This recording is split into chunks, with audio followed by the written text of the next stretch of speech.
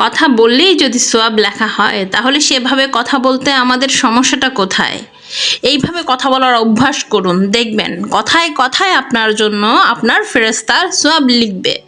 তাহলে সমস্যা কি? চলুন জেনে নেওয়া যাক দৈনন্দিন জীবনে আমরা যে সকল কথা প্রতিনিয়ত বলে থাকি সেই সকল কথার বিনিময়ে যদি আমরা ইসলামের দৃষ্টিতে কথা বলি তাহলে সমস্যাটা কোথায়? শুধু সোয়াব লেখা হবে। তাহলে চলুন আমরা জেনে নিই।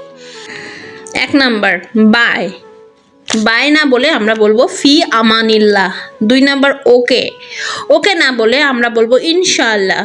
3 নাম্বার, হাই। হাই না বলে আমরা বলবো আসসালামু আলাইকুম। 4 নাম্বার, ওয়াও। ওয়াও না বলে আমরা বলবো সুবহানাল্লাহ।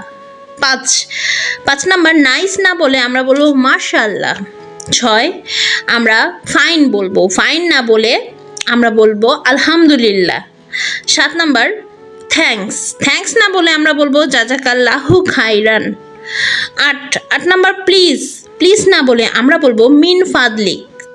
9 নাম্বারে সরি। সরি না বলে আমরা বলবো Afwan. 10 number, good morning. Good morning না বলে আমরা বলবো সাবাহাল খাইর। 11 নাম্বার, গুড নাইট।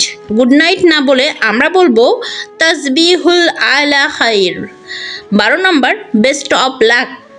এটা না বলে আমরা বলবো বারাকাল্লাহু ফি হায়াতিক।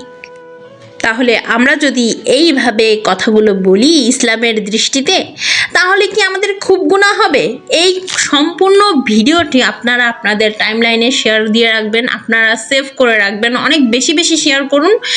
এমন একটা সুন্দর কথা আপনি যদি কাউকে শেয়ার করেন আপনার খাতায়ও আল্লাহ তাআলা সওয়াব লিখবে ইনশাআল্লাহ। কারণ এত সুন্দর একটা নলেজ আপনাদেরকে দিয়ে দিচ্ছি, এটা আপনারা অবশ্যই এটা স্টাডি করবেন, এভাবে কথা বলার অভ্যাস গড়ে তুলুন। তাহলে দেখবেন আপনার কথায় কথায় সওয়াব লেখা হবে। কারণ আমাদের পাপের কোনো সীমা নেই। কথায় কথায় যদি আমাদের একটু সওয়াব লিখিত হয় তাহলে ক্ষতি কি বলেন? কিছু সময় এখানে ব্যয় করলে আপনার এটা মুখস্থ হয়ে যাবে। তখন আপনি প্রতিনিয়ত মানুষের সঙ্গে কথায় মেসেজে সবসময় এইভাবে কন্ট্যাক্ট করবেন, দেখবেন সওয়াব লেখা হয়ে যাবে। আপনার দেখা দেখি আরেকজন শিখবে, আপনার তখন আবার সওয়াব লেখা হবে।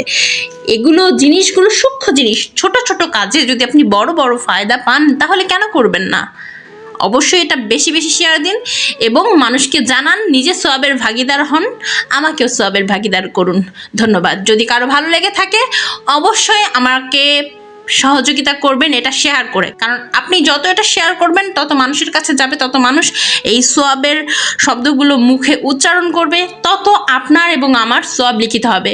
ভাই এবং বোনেরা, কেউ আমরা সারা জীবন দুনিয়ায় থাকবো না। ভালো কাজ ভালো কথা শেয়ার করাও একটা ইবাদত।